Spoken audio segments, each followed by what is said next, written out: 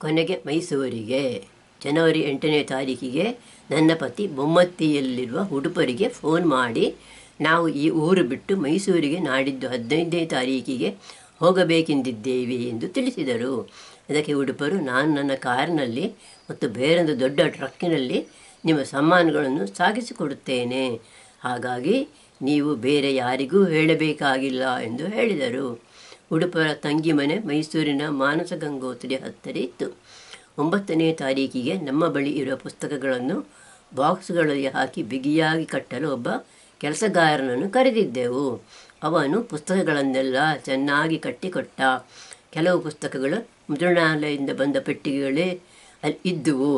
ಅದನ್ನು ತೆರೆದಿರಲಿಲ್ಲ. ಹಾಗಾಗಿ ಆ ಪೆಟ್ಟಿಗೆಗಳನ್ನು ಹಾಗೆಯೇ ಟ್ರಕ್ಕಿನಲ್ಲಿ ತುಂಬಿಸಬಹುದು. ನಮ್ಮ ಪುಸ್ತಕದ ಪೆಟ್ಟಿಗೆಗಳು ಒಟ್ಟು ಸುಮಾರು 200 ಇದ್ದವು. ಈ ಪುಸ್ತಕಗಳನ್ನು ಮಾರಾಟ ಮಾಡಬೇಕಾಗಿರುವುದರಿಂದ ಅವನು ಜೋಪಾನವಾಗಿ ತೆಗೆದುಕೊಂಡು ಹೋಗಬೇಕಾಗಿತ್ತು. 10ನೇ ತಾರೀಕಿಗೆ ನಾನು ಪಕ್ಕದ ಮನೆ ಪ್ರಕಾಶನ ತಾಯಿಯನ್ನು ಕಾಣಲು ಹೋಗಿದ್ದೆ. ಅವರಿಗೆ ನನ್ನಷ್ಟೇ ವಯಸ್ಸು ಆಗಿತ್ತು. ಆದರೆ ಅವರ ಸೊಂಟಕ್ಕೆ ಪೆಟ್ಟಾಗಿದ್ದರಿಂದ ಅವರು ವೀಲ್ ಚೇರ್ನಲ್ಲಿ ಕುಳಿತಿದ್ದರು. ಅವರ ಸೊಸೆ ಶಾಂತ ನನಗೆ ಅರ್ಧ ಕಿಲೋ ಒಣಗಿದ ಕಡಲೆಕಾಯಿ ಕೊಟ್ಟಳು. ಅದು ಅವರ ತವರು ಮನೆಯಿಂದ ತಂದಿದ್ದಂತೆ. ಅಲ್ಲಿ ಗದ್ದೆಯಲ್ಲಿ ಕಡಲೆಕಾಯಿ ಬೆಳೆಯುತ್ತಾರಂತೆ. ಪ್ರಕಾಶನ ಮಗಳು ಸೌಜನ್ಯ 4ನೇ ಕ್ಲಾಸಿನ ಹುಡುಗಿ. ಅವಳಿಗೆ ನಾನು ಚಾಕ್ಲೇಟ್ ಕೊಟ್ಟೆ.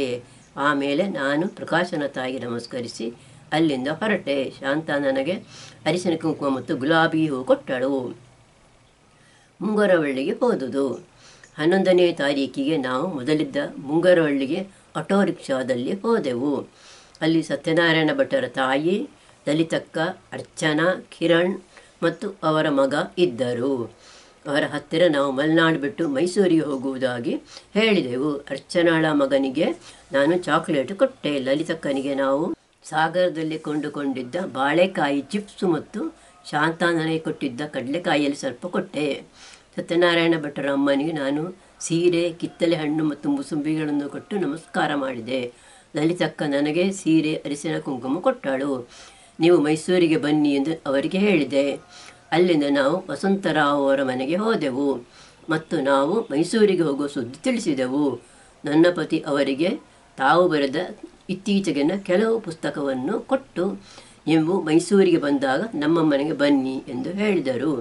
ಆಮೇಲೆ ನಾವು ಅಲ್ಲಿಂದ ಮೊದಲು ಇದ್ದ ಸುಧಾಕರ್ ಅವರ ಮನೆಯನ್ನು ನೋಡಲು ಹೋದೆವು. ಸುಧಾಕರನ ಮಗಳು ಅಲ್ಲಿದ್ದಳು. ಅವಳು ಬೆಂಗಳೂರಿನಲ್ಲಿ ಕೆಲಸದಲ್ಲಿದ್ದಳು. ರಜೆಯಲ್ಲಿ ಇಲ್ಲಿಗೆ ಬಂದಿದ್ದಳು. ಆ ಮನೆಯಲ್ಲಿ ಅವಳು ಮಹಡಿ ಕಟ್ಟಿಸುತ್ತಿದ್ದಳು. ಅವಳ ತಂದೆ ಸುಧಾಕರ ಮತ್ತು ತಾಯಿ ಉಡುಪಿಯಲ್ಲಿದ್ದರು. ನಮ್ಮನ್ನು ಮಹಡಿಗೆ ಕರೆದುಕೊಂಡು ಹೋಗಿ ಅವಳು ಕಟ್ಟಿಸುತ್ತಿದ್ದ ಹೊಸ ರೀತಿಯ ಬಾತ್ ಟಬ್ಬು ಇರುವ ಬಾತ್ರೂಮು, ಕಿಚನ್ನು, ಬೆಡ್ರೂಮು ತೋರಿಸಿದಳು. ಅಲ್ಲಿಂದ ನಾವು ಆಟೋ ರಿಕ್ಷಾದಲ್ಲಿ ವಾಪಸ್ಸು ಹೆಗ್ಗೋಡಿಗೆ ಬಂದೆವು. 12ನೇ ತಾರೀಕಿಗೆ ನಮಗೆ ಗ್ಯಾಸ್ ಸಿಲಿಂಡರ್ನು ಸಾಗರದಲ್ಲಿ ಇಂಡಿಯನ್ ಕಂಪನಿಗೆ ಹಿಂದಿರುಗಿಸಲಿತ್ತು. ಹಾಗಾಗಿ ನಾವು ಆಟೋ ರಿಕ್ಷಾದಲ್ಲಿ 2 ಸಿಲಿಂಡರು ಮತ್ತು ರೆಗ್ಯುಲೇಟರು ತೆಗೆದುಕೊಂಡು ಸಾಗರದಲ್ಲಿರುವ ಇಂಡಿಯನ್ನ ಗೋಡೌನಿಗೆ ಹೋದೆವು. 1 ಸಿಲಿಂಡರ್ನು ಬಳಸಲಿಲ್ಲವಾದ್ದರಿಂದ ಅಲ್ಲಿನವರು ಅದನ್ನು ತೂಕ ಮಾಡಿ 630 ರೂಪಾಯಿ ಕೊಟ್ಟರು. ಇನ್ನೊಂದು ಹೆಚ್ಚು ಕಡಿಮೆ ಖಾಲಿಯಾಗಿತ್ತು. ಅವರು ಕೊಟ್ಟ ರಸೀದಿಯನ್ನು ಮತ್ತು ನಮ್ಮ ಗ್ಯಾಸಿನ ಪಾಸ್ಬುಕ್ಕನ್ನು ಇಂಡಿಯನ್ ಅವರ ಆಫೀಸ್ನಲ್ಲಿ ಕೊಟ್ಟು ಅವರಿಂದ ರಸೀದಿ ಪಡೆದುಕೊಂಡೆವು. ಆ ದಿವಸ ನನಗೆ ಮಂಡಿ ನೋವು ಹೆಚ್ಚಾಗಿತ್ತು. ಆ ನೋವಿನಲ್ಲಿ ನಾಡಿದ್ದು ಮೈಸೂರಿಗೆ ಹೋಗುವುದು ಕಷ್ಟವೆಂದು ನಮ್ಮ ಪರಿಚಯದ ಆಯುರ್ವೇದ ವೈದ್ಯರಾದ ಡಾಕ್ಟರ್ ಪತಂಜಲಿಯವರ ಕ್ಲಿನಿಕ್ಗೆ ಹೋದೆವು. ಅವರ ಮಂಡಿಗೆ ಹಚ್ಚಲು ಎಣ್ಣೆ ಮತ್ತು ನೋವಿಗೆ ಮಾತ್ರೆ ಇವುಗಳ ಹೆಸರು ಬರೆದುಕೊಟ್ಟರು. ಹೆಗ್ಗೋಡಿನಲ್ಲಿರುವ ಶ್ರೀದೇವಿ ಮೆಡಿಕಲ್ಸ್ನಲ್ಲಿ ಮದ್ದುಗಳನ್ನು ಕೊಂಡುಕೊಂಡೆವು. ಆಮೇಲೆ ನಾನು ಅದೇ ಮೆಡಿಕಲ್ ಶಾಪಿನ ಹಿಂದುಗಡೆ ಇರುವ ಮನೆಗೆ ಹೋಗಿ ಅಲ್ಲಿ ಡಾಕ್ಟರ್ ವಿಕಾಸ್ ಅವರ ತಾಯಿಯನ್ನು ಕಂಡು ಮಾತನಾಡಿಸಿದೆ. ಆಮೇಲೆ ನಾವು ಮನೆಗೆ ಹಿಂದಿರುಗಿದೆವು. 14ನೇ ತಾರೀಕಿಗೆ ಮಕರ ಸಂಕ್ರಾಂತಿ. ಪಕ್ಕದ ಮನೆಯ ಪ್ರಕಾಶ್ ಅವರ ಮಗಳು ಸೌಜನ್ಯ ನನಗೆ ಎಳ್ಳು ಬೆಲ್ಲ ಕೊಟ್ಟು ಶುಭಾಶಯ ಹೇಳಿದಳು. ಅವಳಿಗೂ ನಾನು ಶುಭಾಶಯ ಹೇಳಿ ಎಳ್ಳು ಬೆಲ್ಲ ಕೊಟ್ಟೆ. ಆಮೇಲೆ ಸುಬ್ರಹ್ಮಣ್ಯನ ಮಗಳು ಸನ್ಮಿತಾ ಬಂದು ಅವಳು ಎಳ್ಳು ಬೆಲ್ಲ ಕೊಟ್ಟಳು. ನಾನು ಅವಳಿಗೆ ಕೊಟ್ಟೆ. ಆ ದಿವಸ ನನಗೆ ಅಡಿಗೆ ಮಾಡಲು ಗ್ಯಾಸ್ ಇರಲಿಲ್ಲ. ರೈಸ್ ಕುಕ್ಕರ್ನಲ್ಲಿ ಬೆಳಗ್ಗಿನ ತಿಂಡಿಗೆ ಪುಲಾವ್ ಮಾಡಿದ್ದೆ. ಹಾಲನ್ನು ರೈಸ್ ಕುಕ್ಕರ್ನಲ್ಲಿ ಕಾಯಿಸಿದೆ. ಮಧ್ಯಾಹ್ನ ಸುಬ್ರಹ್ಮಣ್ಯನ್ ನಮ್ಮಲ್ಲಿ ಅಡಿಗೆಗೆ ಗ್ಯಾಸ್ ಇಲ್ಲವೆಂದು ತಿಳಿದು ಅವರ ಮನೆಯಲ್ಲಿ ದೊಡ್ಡ ಅಡಿಗೆಗೆ ಉಪಯೋಗಿಸುವ ಗ್ಯಾಸ್ ಸ್ಟವ್ ಮತ್ತು ಸಿಲಿಂಡರ್ಗಳನ್ನು ಅವರ ಕಾರಿನಲ್ಲಿ ತಂದು ಕೊಟ್ಟರು. ಅವರ ಮನೆಯಲ್ಲಿ ಪೂಜೆ ಹೋಮ ಮೊದಲಾದ ಕಾರ್ಯಕ್ರಮವಿದ್ದಾಗ ಆ ಒಲೆಯನ್ನು ಅಡಿಗೆಯವರು ಉಪಯೋಗಿಸುತ್ತಿದ್ದರು. ಅದನ್ನು ಉಪಯೋಗಿಸುವ ಕ್ರಮವನ್ನು ಹೇಳಿಕೊಟ್ಟರು. ಸಣ್ಣ ಉರಿಯಲ್ಲಿಟ್ಟು ಉಪಯೋಗಿಸಬೇಕೆಂದು ಅವರು ನನಗೆ ಹೇಳಿದ್ದರು. ಆ ದಿವಸ ಸಂಜೆ ಅವರ ಮಡದಿ ನಂದನ ಬಂದವಳು ಅದನ್ನು ಉಡಿಸುವ ಕ್ರಮವನ್ನು ನನಗೆ ಇನ್ನೊಮ್ಮೆ ಹೇಳಿಕೊಟ್ಟಳು. ಹಾಗಿದ್ದರೂ ನಾನು ರಾತ್ರಿ ಅನ್ನ ಮಾಡಲು ಅದನ್ನು ಮುರಿಸಿದಾಗ ಬಗ್ಗನೆ ಬೆಂಕಿ ಮೇಲೆ ಬಂದು ನನ್ನ ಅಂಗೈಯ ಹಿಂಬದಿ ಕಪ್ಪಾಯಿತು. ಬೆಂಕಿ ನನ್ನ ಅಂಗೈಗೆ ಮುಟ್ಟಿರಲಿಲ್ಲ, ಆದರೆ ಅದರ ಕಾವು ಮುಟ್ಟಿತ್ತು. ಬೆಂಕಿ ತಗಲಿಲ್ಲವಾದುದರಿಂದ ಗುಳ್ಳೆ ಬಂದಿರಲಿಲ್ಲ. ಮರುದಿವಸ ಅದೇ ಸ್ಟವ್ನಲ್ಲಿ ಯಾವ ತೊಂದರೆಯೂ ಇಲ್ಲದೆ ನಾನು ಹಾಲು ಕಾಯಿಸಿ ಕಷಾಯ ಮಾಡಿದೆ. ಕುಡಿಯಲು ಬಿಸಿನೀರು ಕಾಯಿಸಿ ಫ್ಲಾಸ್ಕ್ನಲ್ಲಿ ತುಂಬಿಸಿಟ್ಟೆ. ಮಧ್ಯಾಹ್ನದ ಊಟಕ್ಕೆ ಪುಲಾವ್ ಮಾಡಿ ಹಾಟ್ ಡಿಶ್ನಲ್ಲಿ ತುಂಬಿಸಿಟ್ಟೆ. ಪಾತ್ರೆಗಳನ್ನೆಲ್ಲ ತೊಳೆದು ಚೀಲದಲ್ಲಿ ತುಂಬಿಸಿಟ್ಟೆ. ಸ್ನಾನ ಮಾಡಿ ಮೈಸೂರಿಗೆ ಹೊರಡಲು ನಾವಿಬ್ಬರು ತಯಾರಾದಾಗ ಲಾರಿ ಮತ್ತು ಉಡುಪರ ಕಾರು ಬಂದಿತ್ತು. ಆಗ 9 ಗಂಟೆಯಾಗಿತ್ತು. ಸುಬ್ರಹ್ಮಣ್ಯ ನಮ್ಮನ್ನು ಬೀಳ್ಕೊಡಲು ಬಂದಿದ್ದರು. ನಾನು ಮತ್ತು ಶಂಕರ ಭಟ್ಟರು ಉಡುಪರ ಕಾರಿನ ಹಿಂಬದಿಯಲ್ಲಿ ಕುಳಿತೆವು. ಮುಂದಿನ ಸೀಟಿನಲ್ಲಿ ಉಡುಪರು ಕುಳಿತರು. ಅವರೊಂದಿಗೆ ಅವರ ಡ್ರೈವರು ಕುಮಾರ್ ಬಂದಿದ್ದರು. ಉಡುಪರು ಆರಾಮವಾಗಿದ್ದರು. ನಮ್ಮ ಮನೆ ಸಾಮಾನು ತುಂಬಿದ ಲಾರಿ ಮುಂದೆ ಹೋಯಿತು. ಹಿಂದಿನಿಂದ ನಾವು ಕುಳಿತ ಕಾರು ಹೊರಟಿತು. ಸುಬ್ರಹ್ಮಣ್ಯ ಅವರ ಮನೆ ಹತ್ತಿರ ಬಂದಾಗ ಅವರ ಮನೆಯ ಗೇಟಿನ ಬಳಿ ನಿಂತಿದ್ದ ಜಯಲಕ್ಷ್ಮಿ ಅಕ್ಕ ಮತ್ತು ನಂದನ ಅವರಿಗೆ ಗುಡ್ ಬೈ ಹೇಳಿದೆವು. ಅವರು ಬಾಯ್ ಬಾಯ್ ಹೇಳಿದರು. ರೂಪನಗರದ ಮನೆ. ನಾವು ಮೈಸೂರಿನಲ್ಲಿ ರೂಪನಗರದ ಬಾಡಿಗೆ ಮನೆ ತಲುಪುವಾಗ ಸಂಜೆ 5 ಗಂಟೆಯಾಗಿತ್ತು. ಕೊರೋನಾ ಹಾವಳಿ ಇನ್ನೂ ಪೂರ್ತಿ ಕಡಿಮೆ ಆಗಿರಲಿಲ್ಲ. ಹಾಗಾಗಿ ನಾವೆಲ್ಲ ಮೋರೆಗೆ ಮಾಸ್ಕ್ ಹಾಕಿದ್ದೆವು. ಉಡುಪರು ನಮ್ಮ ಸಾಮಾನುಗಳನ್ನು ಮನೆಯೊಳಗೆ ಇರಿಸಲು ಡ್ರೈವರ್ಗಳಿಗೆ ಸಹಾಯ ಮಾಡಿದರು. ಆಮೇಲೆ ಅವರು ತಮ್ಮ ತಂಗಿಯ ಮನೆಗೆ ಹೊರಟರು. ಇನ್ನೊಮ್ಮೆ ಮೈಸೂರಿಗೆ ಬಂದಾಗ ನಮ್ಮ ಮನೆಗೆ ಬನ್ನಿ ಎಂದು ನಾವು ಅವರಿಗೆ ಹೇಳಿದೆವು. ಆಮೇಲೆ ಆ ಮನೆ ಚಿಕ್ಕದಾದುದರಿಂದ ಕೆಲ ಸಾಮಾನುಗಳನ್ನು ಅಲ್ಲೇ ಪಕ್ಕದಲ್ಲಿರುವ ಮಗಳು ಮಾಲತಿ ಮತ್ತು ಮಗ ನಾರಾಯಣ ಅವರ ಮನೆಯಲ್ಲಿ ಇರಿಸಿದೆವು. ಮಾಲತಿಗಂತೂ ನಾವು ಅಲ್ಲಿಗೆ ಬಂದು ತುಂಬ ಸಂತೋಷವಾಗಿತ್ತು. ಅವಳು ನಮಗಾಗಿ ರಾತ್ರಿ ಊಟ ತಯಾರಿಸಿಟ್ಟಿದ್ದಳು. ನಮಗೂ ಪ್ರಯಾಣದಿಂದ ಆಯಾಸವಾಗಿತ್ತು.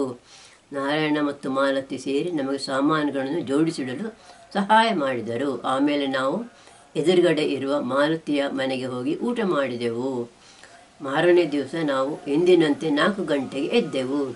ರೈಸ್ ಕುಕ್ಕರ್ನಲ್ಲಿ ನೀರು ಕುದಿಸಿ ಹಾಲಿನ ಪುಡಿ ಮತ್ತು ಕಷಾಯ ಪುಡಿ ಹಾಕಿ ಕಷಾಯ ತಯಾರಿಸಿದೆವು. ಅದನ್ನು ಕುಡಿದು ಬಾಳೆಹಣ್ಣು ತಿಂದೆವು. ಆ ದಿವಸದ ಮೊದಲ ಕೆಲಸವೆಂದರೆ ಅಡಿಗೆಗೆ ಗ್ಯಾಸ್ ಸಿಲಿಂಡರ್ ತರಿಸುವುದು. ಗ್ಯಾಸ್ ಇಲ್ಲದಿದ್ದುದರಿಂದ ಬೆಳಗ್ಗಿನ ತಿಂಡಿಗೆ ರೈಸ್ ಕುಕ್ಕರ್ನಲ್ಲಿ ಪುಲಾವ್ ಮಾಡಿದೆ. 7 ಗಂಟೆಗೆ ಮಾಲತಿ ಹಾಲು ತಂದು ಕೊಟ್ಟಳು. ಮಾಲತಿ ಮತ್ತು ನಾರಾಯಣ ಇರುವ ನಮ್ಮ ಮನೆಯಲ್ಲಿ ಕುಡಿಯುವ ನೀರಿಗಾಗಿ ಮಳೆ ನೀರನ್ನು ಫಿಲ್ಟರ್ ಮಾಡಿ ಸಂಗ್ರಹಿಸುವ ಟ್ಯಾಂಕ್ ಕಟ್ಟಿಸಿದ್ದೆವು. ನಾರಾಯಣ ಅದರಿಂದ ನಮಗೆ 5 ಲೀಟರ್ ಕ್ಯಾನಿನಲ್ಲಿ ನೀರು ತಂದು ಕೊಟ್ಟ.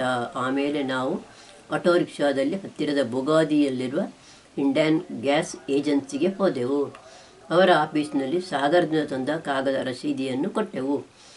ನಮಗೆ 2 ಗ್ಯಾಸ್ ಸಿಲಿಂಡರ್ ಬೇಕೆಂದು ಶಂಕರ್ ಭಟ್ಟರು ಹೇಳಿದರು.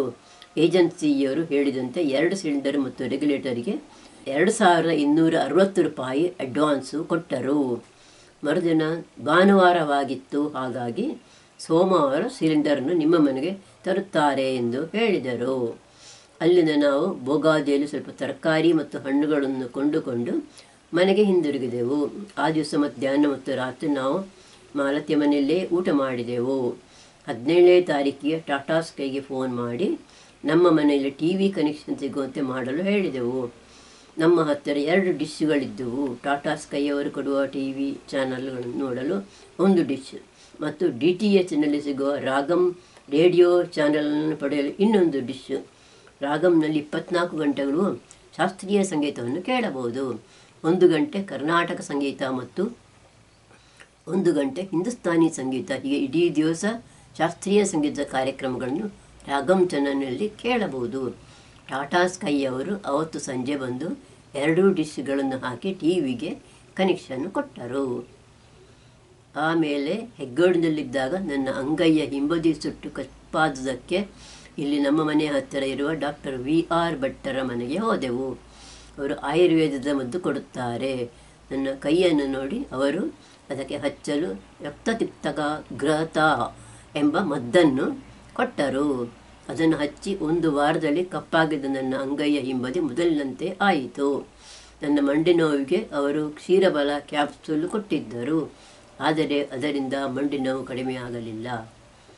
ಇಲ್ಲಿನ ಮನೆಗಳಿಗೆ ಸೊಸೈಟಿಯವರು 2 ದಿನಕ್ಕೊಮ್ಮೆ ಬೆಳಿಗ್ಗೆ 4:30ರಿಂದ 7 ಗಂಟೆ ತನಕ ಬೋರ್ವೆಲ್ ನೀರು ಕೊಡುತ್ತಾರೆ. ಆದರೆ ಆ ನೀರು ಕುಡಿಯಲು ಅಷ್ಟು ಚೆನ್ನಾಗಿರಲಿಲ್ಲ.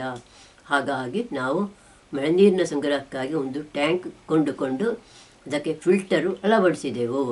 ಮಳೆ ಬಂದು ಅದರ ನೀರು ನಮ್ಮ ಟ್ಯಾಂಕಿಗೆ ಬರುವ ತನಕ ಮಾಲತಿ ಅಲ್ಲಿನ ಮನೆಯಲ್ಲಿರೋ ಮಳೆ ನೀರಿನ ಸಂಪಿನಿಂದ ಕುಡಿಯಲು ನೀರು ತಂದು ಕೊಡುತ್ತಿದ್ದಳು. ಸ್ನಾನಕ್ಕೆ ಬಿಸಿನೀರು ಬೇಕಾಗಿತ್ತು. ನಾವು ಇದಕ್ಕಾಗಿ ಟಾಟಾ BP ಸೋಲಾರ್ನವರ ಹತ್ತಿರ ನಮ್ಮ ತಾರಸಿಯ ಸೋಲಾರ್ ವಾಟರ್ ಹೀಟರ್ ಹಾಕಿಸಿಕೊಡಬೇಕೆಂದು ಕೇಳಿದೆವು. ಹಾಗೆ ಅವರು ಬಂದು 100 ಲೀಟರ್ನ ಸೋಲಾರ್ ವಾಟರ್ ಹೀಟರನ್ನು ನಮ್ಮ ತಾರಸಿಯಲ್ಲಿ ಅಳವಡಿಸಿ ಬಾತ್ರೂಮಿನ ನಲ್ಲಿಯಲ್ಲಿ ಬಿಸಿನೀರು ಬರುವ ಹಾಗೆ ಮಾಡಿಕೊಟ್ಟರು. ಕೆಲವು ದಿನಗಳಿಂದ ನನ್ನ 2 ಪಾದಗಳು ಬಾತುಗೊಂಡಿದ್ದವು. ಮಾಲತಿ ಇದನ್ನು ನೋಡಿ ಪಕ್ಕದ ಮನೆಯಲ್ಲಿರುವ ಅಲೋಪತಿ ಡಾಕ್ಟರ್ ವಾಣಿಶ್ರೀ ಜಗದೀಶ್ ಅವರಿಗೆ ಇದನ್ನು ತೋರಿಸಬಹುದಲ್ಲವೇ ಎಂದು ಕೇಳಿದಳು. ಹಾಗೆ ಅವಳು ನನ್ನನ್ನು ಅಲ್ಲಿಗೆ ಕರೆದುಕೊಂಡು ಹೋದಳು. ಅವರು ನನ್ನ BP ಚೆಕ್ ಮಾಡಿದರು. ನಾರ್ಮಲ್ ಇತ್ತು. ಭೂಗಾದಿಯಲ್ಲಿ ನನ್ನ ಪರಿಚಯದ ಲ್ಯಾಬ್ ಇದೆ. ಅಲ್ಲಿ ಹೋಗಿ ರಕ್ತ ಮತ್ತು ಮೂತ್ರ ಪರೀಕ್ಷಿಸಿಕೊಂಡು ಬನ್ನಿ ಎಂದು ಹೇಳಿ ಅವರು ಒಂದು ಫಾರ್ಮನ್ನು ತುಂಬಿಸಿಕೊಟ್ಟರು. ಮಾರನೇ ದಿವಸ ನಾನು ಲ್ಯಾಬಿನಿಂದ ನನ್ನ ಮಗ ತಂದ ಬಾಟ್ಲಿಯಲ್ಲಿ ಮೂತ್ರ ಸಂಗ್ರಹಿಸಿ ನನ್ನ ಪತಿಯ ಜೊತೆ ಆಟೋದಲ್ಲಿ ಭೂಗಾದಿಯ ಲ್ಯಾಬಿಗೆ ಹೋದೆ. ಅಲ್ಲಿ ರಕ್ತ ಮತ್ತು ಮೂತ್ರ ಪರೀಕ್ಷಿಸಿ ರಿಪೋರ್ಟು ಬರೆದುಕೊಟ್ಟರು. ಆ ರಿಪೋರ್ಟನ್ನು ಡಾಕ್ಟರ್ ವಾಣಿಶ್ರೀ ಅವರಿಗೆ ತೋರಿಸಿದೆ. ನಿಮ್ಮ ಆರೋಗ್ಯ ಚೆನ್ನಾಗಿದೆ, ಯಾವ ತೊಂದರೆಯೂ ಇಲ್ಲ. ಇನ್ನು 1 ವಾರದಲ್ಲಿ ನಿಮ್ಮ ಕಾಲಿನ ಊತ ಕಡಿಮೆಯಾಗುತ್ತದೆ ಎಂದು ಹೇಳಿದರು. ಹಾಗೆ ಅವರು ಕೊಟ್ಟ ಮಾತ್ರೆಯನ್ನು 1 ವಾರ ತೆಗೆದುಕೊಂಡೆ. ಪಾದದ ಊತ ಪೂರ್ತಿ ಕಡಿಮೆಯಾಯಿತು. ಬದುಕು ಬರಹ. ಈ ಪುಸ್ತಕದಲ್ಲಿ ಶ್ರೀಮತಿ ಭಾರತಿ ಭಟ್ ಅವರು ತಮ್ಮ ಎಳೆಹರೆಯದಿಂದ ಮುದಿಹರೆಯ ಎಂದರೆ 80ನೇ ವರ್ಷದವರೆಗೆ ತಮ್ಮ ನೆನಪಿನಲ್ಲಿ ಉಳಿದಿರುವ ಹಲವು ವಿಷಯಗಳನ್ನು ತಿಳಿಸಿದ್ದಾರೆ. ಅವರು ಹುಟ್ಟಿದ್ದು ದಕ್ಷಿಣ ಕನ್ನಡ ಪುತ್ತೂರಿನ ಕೊಂಬೆಟ್ಟಿನಲ್ಲಿರುವ ಮನೆಯಲ್ಲಿ ಏಪ್ರಿಲ್ 22, 1943ನೇ ಇಸವಿಯಲ್ಲಿ. ಪುತ್ತೂರಿನಲ್ಲೇ ಅವರ ಶಾಲಾ ವಿದ್ಯಾಭ್ಯಾಸವೂ ನಡೆಯಿತು. ಅವರ ಮದುವೆ 1963ರಲ್ಲಿ ದರ್ಬೆಯ D.N. ಶಂಕರ್ ಭಟ್ಟರೊಡನೆ ನಡೆಯಿತು. ಆಮೇಲೆ ಅವರ ಜೀವನ ಪೂನಾ ಇವತ್ತಿನ ಪುಣೆಯಿಂದ ಶುರುವಾಗಿ ಕೊನೆಗೆ ಮೈಸೂರಿನಲ್ಲಿ ನೆಲೆಸುವವರೆಗೆ ಹಲವಾರು ಊರುಗಳಲ್ಲಿ ಮತ್ತು ನಾಡುಗಳಲ್ಲಿ ನಡೆಯಿತು. ಈ ಅನುಭವವನ್ನು ಅವರು ಈ ಪುಸ್ತಕದಲ್ಲಿ ವಿವರಿಸಿದ್ದಾರೆ. ಈ ಪುಸ್ತಕವನ್ನು ಬರೆಯುವ ಮೊದಲು ಅವರು ಕೆಲವು ಅನುವಾದ ಬರಹಗಳನ್ನು ಮತ್ತು ಮನೆಗೆಲಸದ ಕೈಪಿಡಿ, ತಾಯಂದಿರಿಗೆ ಕಿವಿಮಾತು, ನನ್ನ ಬೆಲ್ಜಿಯಂ ಪ್ರವಾಸ ಎಂಬ ಪುಸ್ತಕಗಳನ್ನು ಬರೆದು ಪ್ರಕಟಿಸಿದ್ದಾರೆ. ಇವರ ಬರಹಗಳು ಕಸ್ತೂರಿ, ಪುಸ್ತಕ ಪ್ರಪಂಚ, ಮಯೂರ, ಅಡಿಕೆ ಪತ್ರಿಕೆ, ಹವ್ಯಕ ವಾರ್ತೆ, ಹವ್ಯಕ ಕುಸುಮ ಮೊದಲಾದ ಕಡೆಗಳಲ್ಲಿ ಪ್ರಕಟವಾಗಿದೆ. ಪ್ರತಿಗಳಿಗೆ ಬರೆಯಿರಿ. ಹರಿವು books, 67 south avenue complex, DVG ರಸ್ತೆ, ನಾಗಸಂದ್ರ ಸರ್ಕಲ್ ಹತ್ತಿರ, ಬಸವನಗುಡಿ 560004. ಸಂಪರ್ಕಿಸಿ 8088822171 www.harivubooks.com